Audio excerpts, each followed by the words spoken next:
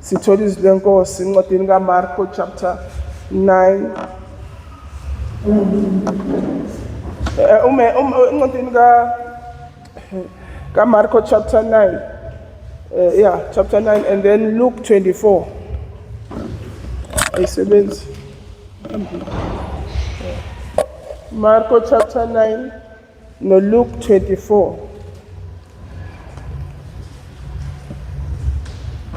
Sivula omabili ama-chapter. Luke chapter 24. Okay, siqaleni ngoMarko 9 ukufunda. Sigcine ngoLuke 24. Marko. Sorry. iBhayibheli liyahlupha. Sorry ngakutshela manje Marko chapter 9.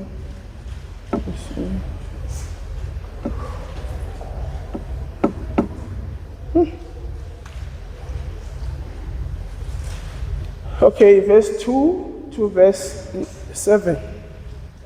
Marko chapter 9, verse 2. Yes. Emva kwezinsuku eziyisithupha, uJesu wathatha uPetro noJakobe noJohane wakhuphukela nabo entabeni ende bebodwa. Waphenduka esinye isimo phambi kwabo. Izingubo zakhe zakhwazimula zabamhlophe qhwa, kangokuba umhlanzi wasemhlabeni angenze zibe mhlophe kangaka.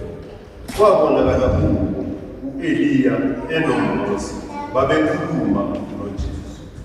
Wathatha uPetro wathi kuJesu, Rabi, kuhle ukuba sidla. Masakhe amadokodo amathathu, elinye libe ngelakho, elinye libe ngelakaMose, elinye libe ngelaka-Eliya. Wayengazi ukuthi uza kuphendula ukuthini, ngokuba babesaba. Kwase kufika ifu libasithibeze, wavela izwi efile lithi, lo uyindodana ethandekayo, izwi. Hallelujah. See. Okay, ungahlala phansi ngizocela ungifundise isihleli. So la bazalwane namhlanje ngifuna ukukhuluma ngokuhlangana noNkulunkulu. Hallelujah. Amen. Kuhlangana noNkulunkulu. Ngiyacabanga ukuthi wonke umuntu mayekholwa unale njongo ukuthi ufisa ukufinyelela ezingeni elithize noNkulunkulu. Hallelujah. Asigcini kule gama elithi ngisindisiwe, but sinako lokuthi sesisindisiwe bese siphinde silangazelele ukuya phambili naphezulu ngalo uNkulunkulu esimkhonzayo. Hallelujah. So ke uNkulunkulu ukuze sikwazi ukumazi kangcono kuyabiza ukuthi simkhonze ngenhliziyo yokulangazelela ukuthi Nkosi ngifuna ukukubona namandla okuvuka kwakho. Hallelujah. Angifuni ukubona nje ime ensindisweni kuphela, kanti ngifuna ukubona uambuleka ukuthi uNkulunkulu onjani.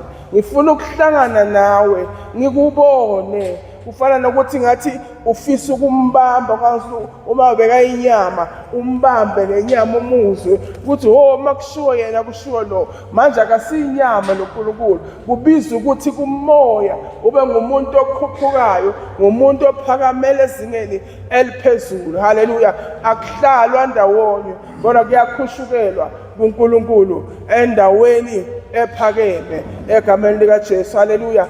Yonke imibuso inama levels. Abantu bayakhuphuka, bapronyothwe, bafike lapha until baphathe ngisho isigodlo, basiphathe.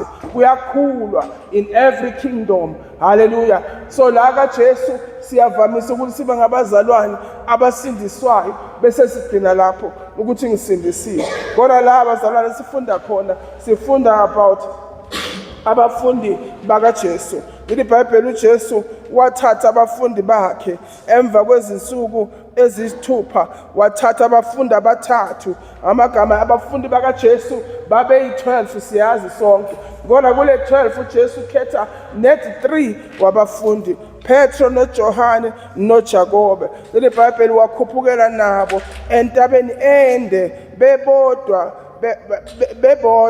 iBhayibheli maye befika lapho uJesu waphenduka esinye isimo. Amagama lesimo uJesu wayazi ukuthi mangikhuphukela lapha ngibizwe ngubaba ukuze enze into ayifunayo ngempilo yami, but ngizohamba nalaba ngoba ngibabhekile ngabona inhliziyo zabo zingifuna kungazi kangcono, zinginamathele kangcono. iBhayibheli abanye njengoJohane wayebizwa njengomfundi uJesu ayemthanda. uPetro siyamazi naye wayengumfundi owayelandelela uJesu, owayefuna ukwazi ngezinto zikaNkulunkulu zonke isikhathi. Kusho ukuthi wayabheka inhliziyo zabo ukuthi zimlangazelela kangakanani ukumbona lo nkulunkulu. Wathatha bona uJesu wakhuphukela nabo entabeni. Uma efika entabeni iBhayibheli sebekhuphukela entabeni iBhayibheli waphenduka esinye isimo phambi kwakhe. iBhayibheli uJesu izingubo zakhe zaqala zashayina, zakhanya, zaba mhlophe izingubo zakhe, ngokuthi amagama lobumhlophe bobungakaze bubonwe emhlabeni. Yalendlela ashintsha ngayo waba izingubo ezimhlophe kakhulu ukudlula umhlophe esingabona emhlabeni. Bese iBhayibheli sekashintshile uJesu, bathi iBhayibheli kwabonakala kuye Eliya noMose bekhuluma noJesu. Eliya noMose bekhuluma noJesu. Kuyafika isikhathi ukuthi uzibuze ukuthi why uEliya noMose base badlulile emhlabeni labo bantu, kodwa uJesu bonakala unabo. Yingakho nabantu abakhonza izinto zobumnyama bavele bakhothe bona bathi uJesu naye uke wahlangana nabafile. Jesu uyabathanda abafile, uyakhuluma nabafile. Sike sazi ukuthi ugibele entabeni, wagibela kwakufika abafile aboMose noElijah. Kodwa mangithi yalibheka izwi lenkosi wayengasho lokho uJesu ukuthi ngizohlangana nabafile nawe hlangana nabafile, kodwa uJesu uzele kuzohlukanisa okuphilayo nokufileyo. Kodwa lapho uma ahlangana nalethu yabantu, amagama kwakuveza kona ukuthi uJesu unguJesu onomusa, unguJesu olungile. Yabona labazalwana ababili uMose noEli, siyakhumbula ukuthi uMose nguye okhipha abantwana bakaIsrayeli eGibhithe, wabakhulula, waba umsindisi wabo wokuqala ngesikhathi somthetho, waba ngumsindisi wokuqala. Engakafikanga uJesu, Mose wayeme endaweni kaJesu ekhombisa ukuthi ngingumsindisi, ngoba kukhona umsindisi ozofika ngizokhulula uIsrayeli, but ukhona ozofika azokhulula isizwe sonke ebubini baso. So uNkulunkulu waMusa akasibusise egameni likaJesu. Haleluya. Unangakho umnyaka? Sorry, wena ugogo kuphi? Nangakho umnyaka? Angimuzwa. 13 neteduze kwakho 14.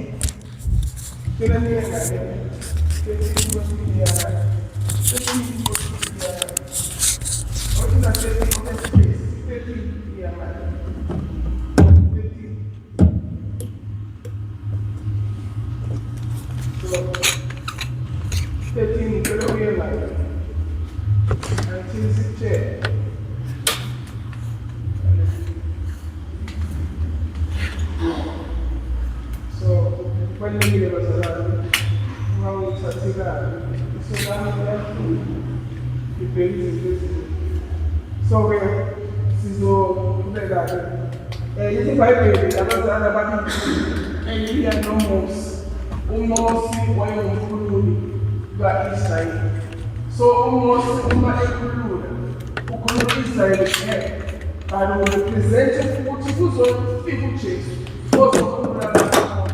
So into eyenza ukuthi uJesu akhethe ababili ukuthi abe nalo entabeni, ukuthi uNkulunkulu uzele ukuzothatha from the prophet, from the law.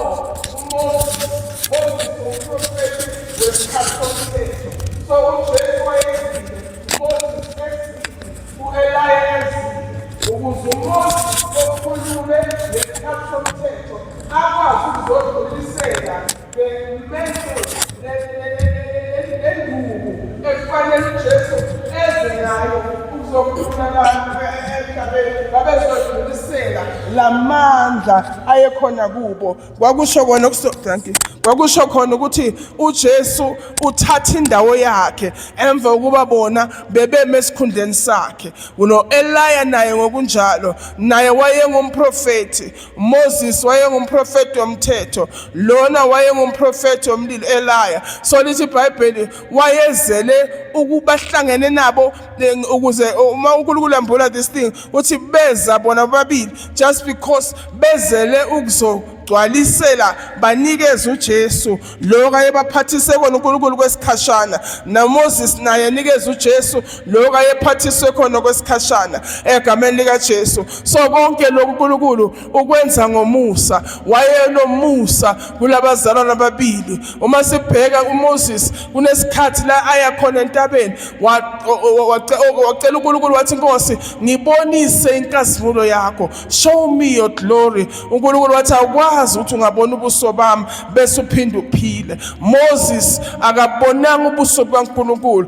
God is still owing Moses ukuthi abone ubuso bakhe, because uNkulunkulu wayengasinKulunkulu ongaba inyama njengoJesu. Ubuso kaNkulunkulu wayengeke abone uMoses, but this time God has remembered ama prayers kaMoses. Ngisho sekafile uMoses, God has remembered his prayers. Uyambizela entabeni no Eliya naye ngokunjalo eHoreb wake wayothandaza, wavala ubuso bakhe ngengubo ukuze wayazi ukuthi kunobukhono obuthize noma bungeke baphatheka ngesandla ngoba wayengakabikho uJesu, kodwa kwakunoNkulunkulu. But wayazi ukuthi la ngikhona khona eHoreb kunobukhona bukaNkulunkulu, so wavala ubuso bakhe. Ngamagama, even Eliya, God was owing his presence phezu kwempilo yakhe. Waye-owa ukuthi abone ubuso bukaKristu bukaNkulunkulu. uJesu sowubuyile ezulwini,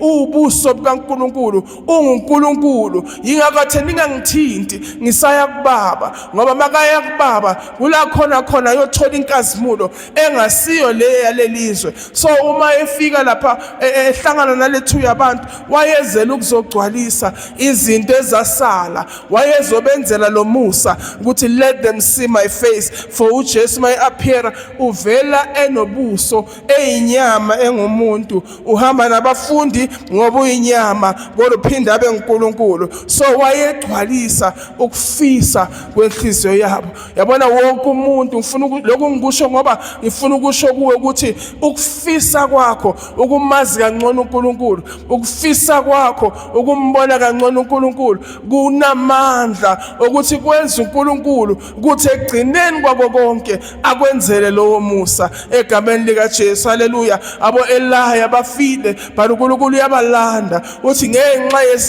yekufisa kwenu ukungibona ngiboneni emzimbeni kaJesu. Haleluya. Bathola that favor. Busisiwe umuntu ofuna ukubona uNkulunkulu, umuntu oze endlini yenkosi ngoba efuna ukubona uNkulunkulu, hayi umuntu ozele ezinye izinto kodwa ethi ngifuna ukubona ubuso bukaJehova, ngifuna uNkulunkulu ngaphezulu kwako konke, ngifuna ukukhula, ngifuna ukuphakama, ngifuna ukumbona engenzela umusa. Ufuna uNkulunkulu. Ziningi izinto ezifuna ngabantu beze endlini kaNkulunkulu, beze ebukhoneni bukaNkulunkulu. Umuntu ofuna uNkulunkulu akapheleli la nkonzweni ukuthandaza, akapheleli la nkonzweni ukufundizwa, bona wenza sure uzinikeza extra time yokubona uNkulunkulu, yokufuna uNkulunkulu. I am telling you and I'm promising you, as we have started, some of us besithola ngathi uNkulunkulu ukudlala, and we have seen God even nasenkonzweni last week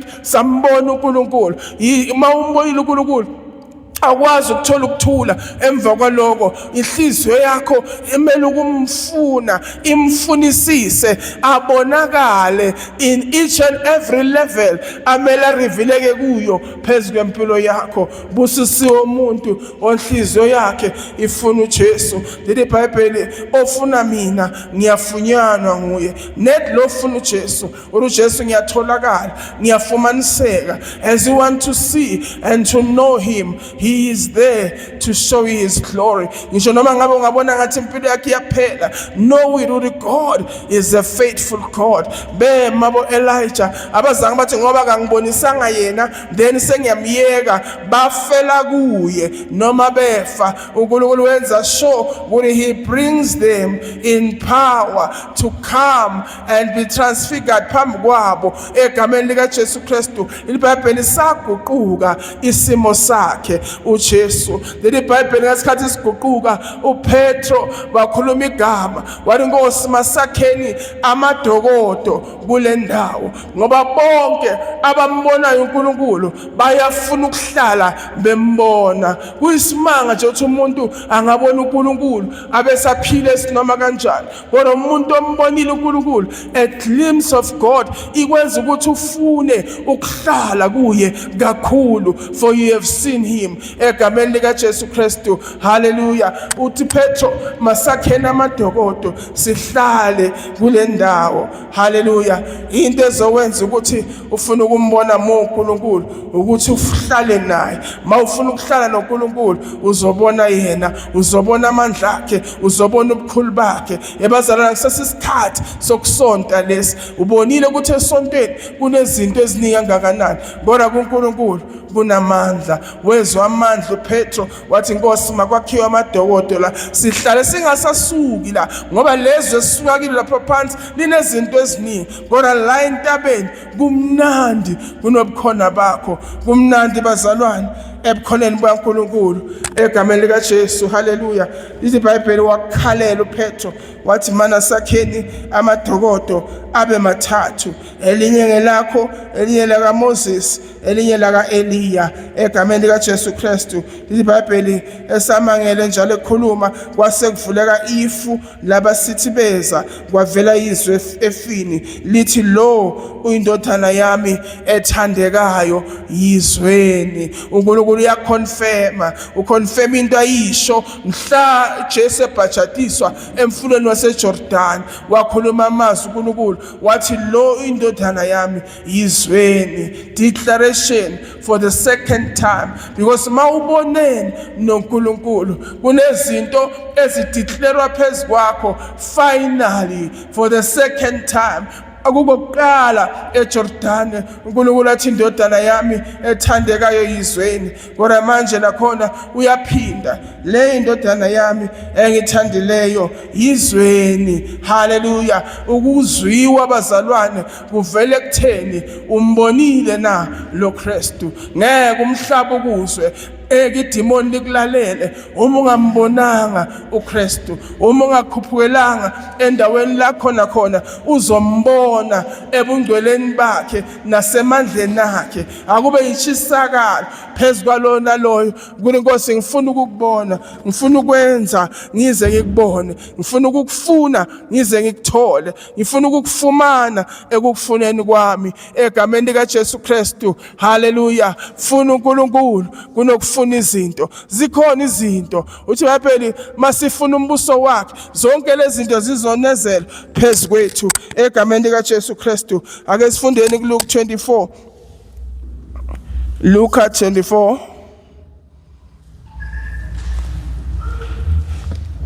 ncwadini kaLuke 24 siqala kuverse 13. Luke 24 verse 13.